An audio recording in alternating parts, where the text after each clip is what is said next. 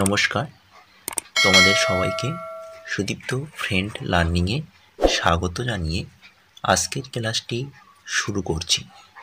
আজকে তোমাদের সঙ্গে আলোচনা করব তোমরা যারা পঞ্চম শ্রেণীর ফার্স্ট ইউনিট টেস্ট পরীক্ষা দেবে 2025 সালে, তোমাদের জন্য আজকে গণিতের একটি সম্পূর্ণ প্রশ্নপত্র সেট নিয়ে আলোচনা করব এবং তার সমাধানগুলো দেখব। সুতরাং ভিডিওটির প্রথম থেকে শেষ পর্যন্ত অবশ্যই দেখো এবং চ্যানেলে নতুন হলে অবশ্যই চ্যানেলটিকে দেরি না করে সাবস্ক্রাইব করে রাখো।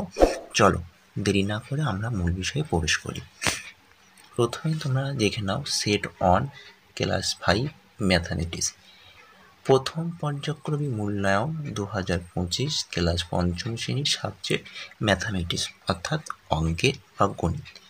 ফুল মার্কস 20 নম্বর এবং টাইমটা হচ্ছে এখানে 40 মিনিট। তোমরা প্রথমে কি করবে, এই প্রশ্নপত্র সেটটির উত্তর সমাধান করার আগে তোমরা তোমাদের নাম লিখবে, রোল নাম্বার লিখবে এবং সেকশন অবশ্যই উল্লেখ করবে যদি তোমাদের স্কুলে সেকশন থাকে। চলো এবার দেখো একের দাগে বলা হয়েছে শূন্যস্থান পূরণ করো। 4টি করতে হবে, প্রতিটি প্রশ্নের মান 1 নাম্বার করে, মোট 4 নম্বর। একের কয়ে দেখে নাও, একটি নিরেট শঙ্কুর সমতল সংখ্যা ড্যাশটি ও বক্রতল সংখ্যা ড্যাশটি। উত্তর দেখো, সমতলের সংখ্যা 1টি এবং বক্রতল সংখ্যা 1টি। ক্ষয়ে দেখো, 5 ও 7 সাধারণ গুণিতক হলো ড্যাশটি।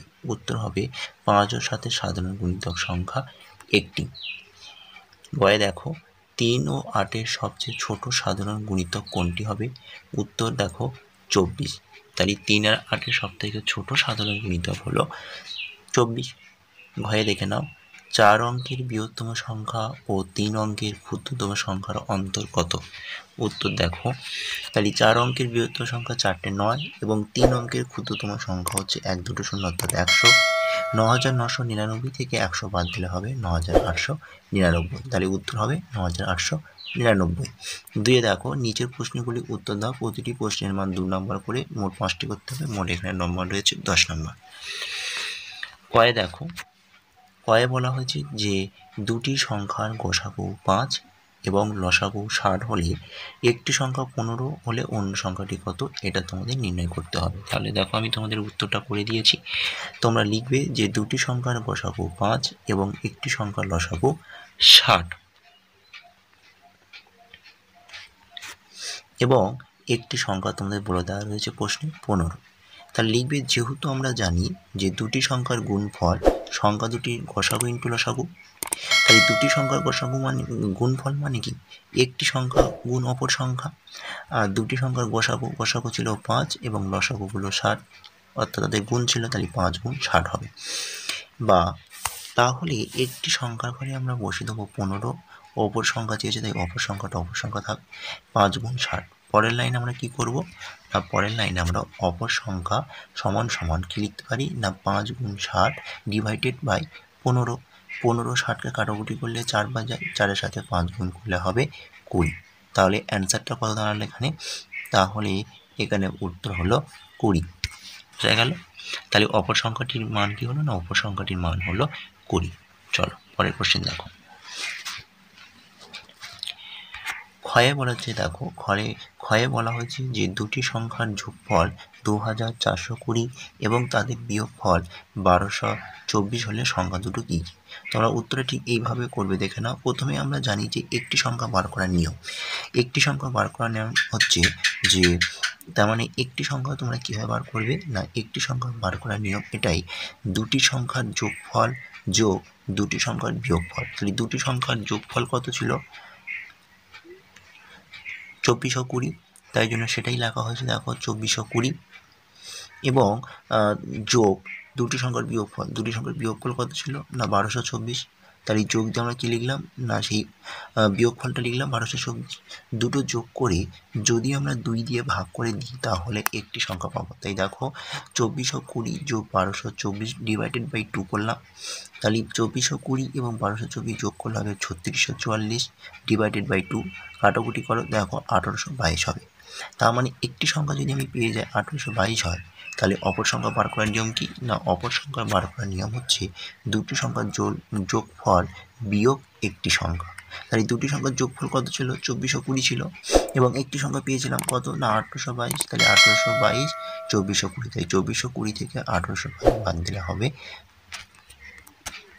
598। তাহলে উত্তর হবে 598।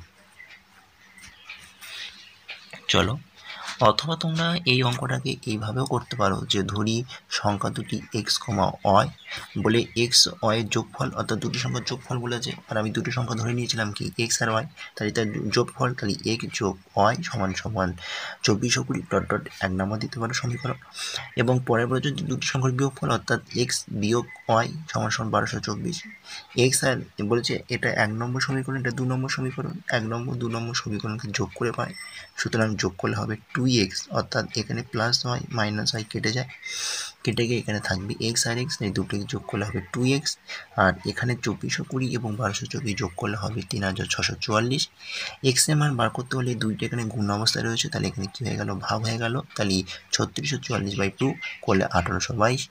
এবার লেখা হয়েছে যে 1 নং সমীকরণের এক্স এর মান বসে 1 নং সমীকরণটা কী ছিল, এটা ছিল এক্স প্লাস ওয়াই সমান সমান 2420। সেই জন্য লেখা হচ্ছে 1 নং সমীকরণ এক্স এর মান বসাই, অর্থাৎ এক্স ওয়াই যোগ সমান এক্স প্লাস ওয়াই সমান সমান 2420। এক্স এর জায়গায় মান বসাবো, এক্স এর মান কত পেয়েছি 1822, তাহলে এখানে 1822 বসিয়ে দিলাম, যোগ ওয়াই করলাম সমান সমান 2420। এবার ওয়াইয়ের মান বার করবো কীভাবে না 2420 আর এদিকে থাকা 1822টা ওপারে গেলে চিহ্ন চেঞ্জ হয়ে যাবে, ছিল প্লাস চিহ্ন হয়ে গেল মাইনাস চিহ্ন, তাহলে 2420 বিয়োগ 1822 উত্তর হবে 598। তাহলে সংখ্যা দুটির মান কী কী পেলাম, একটা হচ্ছে 1822 আর একটা হচ্ছে 598। আগেরটা দেখো একটু এক সেম উত্তর এসছে। এই চলো গয়ে দেখো, গয়ে বলা হয়েছে 1 থেকে 10-এর মধ্যবর্তী মৌলিক সংখ্যাগুলি যোগ করো। 1 থেকে 10-এর মধ্যবর্তী সংখ্যা মানে 1 বাদ দিতে হবে এবং 10 বাদ দিতে হবে, তাহলে এর মধ্যবর্তী যৌগিক সংখ্যা কোনগুলো রয়েছে না যৌগিক সংখ্যা বলেছে, তাহলে নিশ্চয়ই থামো দেখো যৌগিক সংখ্যা বলেছে, তাহলে 1 থেকে 10-এর মধ্যবর্তী যৌগিক সংখ্যাগুলি হলো 4, 6, 8, 9। সুতরাং এদের যোগফল তাহলে আমরা যোগ করে দেবো 4 যোগ 6 যোগ 8 যোগ 9 যোগ করলে হবে 27, তাহলে অ্যান্সারটা উত্তর হবে 27। ঘয়ে দেখো, ঘয়ে বলা হয়েছে 6,0,7,2,5 দ্বারা গঠিত 5 অঙ্কের বৃহত্তম সংখ্যা ও ক্ষুদ্রতম সংখ্যা নির্ণয় করি। তাহলে 5 অঙ্কের বৃহত্তম সংখ্যা উত্তর হবে 76,520 এবং ক্ষুদ্রতম সংখ্যা হবে 20,567 এবং তাদের অন্তর বলেছে অর্থাৎ বিয়োগ করে দিতে হবে।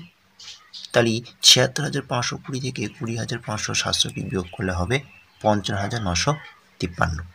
ওকে, এবার দেখো উঙার দাগে, উঙাতে বলা হয়েছে 5 অঙ্কের ক্ষুদ্রতম সংখ্যা ও 3 অঙ্কের বৃহত্তম সংখ্যাকে স্থানীয় মানে বিস্তার করে লেখো। তাহলে প্রথমে তোমরা উত্তরটা ঠিক এইভাবে লিখবে যে 5 অঙ্কের ক্ষুদ্রতম সংখ্যা হবে 1 4টে শূন্য অর্থাৎ 10,000। 10,000কে স্থানীয় মানে বিস্তার করলে হবে 10,000 যোগ 3টে শূন্য যোগ 2টো শূন্য যোগ 1, অর্থাৎ সেই তোই 10,000 আসবে, সুতরাং এর স্থানীয় বিস্তার করে লিখলে এটাই উত্তর হবে। এবার দেখে নাও আরেকটি তোমাদের ছিল কোশ্চেনে যে 3 অঙ্কের বৃহত্তম সংখ্যা, তাই লিখবে 3 অঙ্কের বৃহত্তম সংখ্যা হচ্ছে 3টে 9 অর্থাৎ 999। সংখ্যাকে স্থানীয় বিস্তার করে লিখলে হবে 900 যোগ 90 যোগ 9। ওকে, চলো এবার 3-এর দাগে দেখো, 3-এতে বলা হয়েছে যে কোনো দুটি প্রশ্নের উত্তর দাও, প্রতিটি প্রশ্নের মান 3 নম্বর করে মোট 6 নম্বর। কয় দেখো বলেছে একটি ভাগ অঙ্কের ভাজক ভাগফল ও ভাগশেষ যথাক্রমে 4,258,34 ও 12, তাহলে ভাজ্য নির্ণয় করতে বলা হয়েছে অঙ্কে। তাহলে আমরা কি জানি, তাহলে প্রথমে তোমরা লিখবে যে ভাজক সমান এত, ভাগফল সমান এত, ভাগশেষ সমান এত। তাহলে আমরা জানি যে লিখবে, যেহেতু আমরা জানি কি জানি না আমরা একটা সূত্র জানি যে ভাজ্য সমান সমান ভাজক গুণ ভাগফল যোগ ভাগশেষ। তাহলে আমরা ভাজকের জায়গায় মান বসিয়ে দেবো 4,258 বসিয়ে দিলাম গুণ চিহ্ন, ভাগফলের জায়গায় মান বসে দেবো 34, তাই 34 এর যোগ চিহ্ন দেবো এবং ভাগশেষের জায়গায় আমাদের মান বসে দেবো অর্থাৎ 12। তাহলে এই যে 4258 সাথে 34 গুণ করলে হবে 1,44,772 যোগ 12, তাহলে যোগ করলে হবে 1,44,784। তাহলে উত্তর কত হলো? তাই নির্ণয় ভাজ্য হলো 1,44,784। এবার ক্ষয়ে দেখো, ক্ষয়ে বলা হয়েছে যে অতুলবাবু তার 6 মাসের আয় দিয়ে 7 মাসের খরচ চালান। অঙ্কটা খুব ভেরি ইম্পর্টেন্ট। কি বলেছে ভালো করে বোঝো নাও। বলেছে 6 মাসের আয় মানে 6 মাসে যতটুকু তিনি আয় করেন তিনি 7 মাসের খরচ চালান। তার মাসিক খরচ কত টাকা? তার মাসিক খরচ হচ্ছে 12,270 টাকা। তাহলে মাসিক আয় কত টাকা সেটা আমাকে নির্ণয় করতে বলেছে। এরকম ধরনের অঙ্ক করতে হলে তোমরা কীভাবে করবে? কেন এখানে দেখে নাও, এখানে মাসিক খরচ বলে দিয়েছে, তার মানে তিনি কত মাসে খরচ চালাচ্ছেন? 7 মাসে। তাহলে প্রথমে তোমরা 7 দিয়ে গুণ করবে। তাহলে উত্তর দেখো, অতুলবাবু তার মাসিক খরচ 12,270 টাকা। তাহলে আমার 7 মাসের মোট কত খরচ হচ্ছে সেটা আমাকে বার করতে হবে। তাহলে 7 মাসের মোট খরচ আমাকে 7 দিয়ে গুণ করতে হবে। তাহলে ওই 12,270কে 7 দিয়ে গুণ করলে হবে 85,890 টাকা। এবার তোমরা কি করবে না, বলেছি তিনি 6 মাসের আয় করেন, 7 মাসে যা খরচ চালান সেটা 6 মাসের আয়। তাহলে তোমরা এইভাবে লিখবে যে 6 মাসের আয় সমান সমান কত হবে? 7 মাসের খরচ অর্থাৎ 85,890 টাকা হবে। তাহলে 1 মাসের খরচ বার করবো কীভাবে?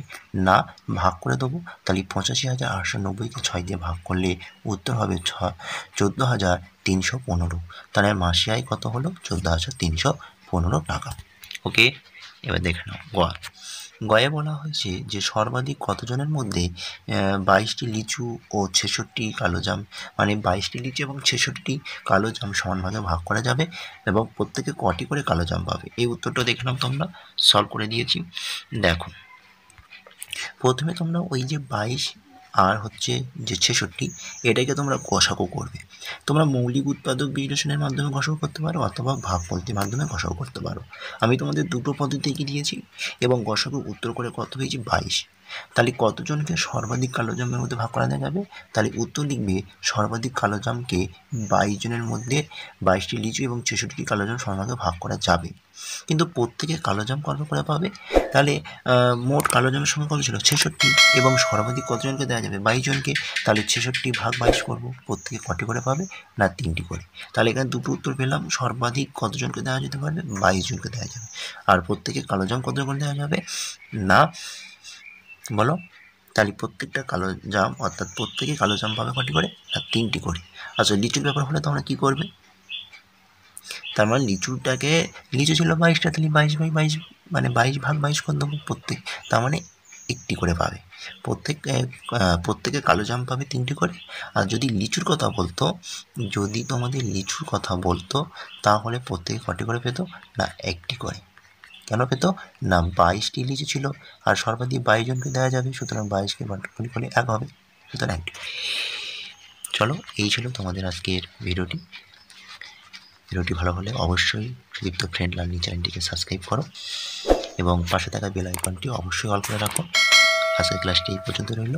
টাটা, বাই বাই, ভালো থেকো, সুস্থ থেকো।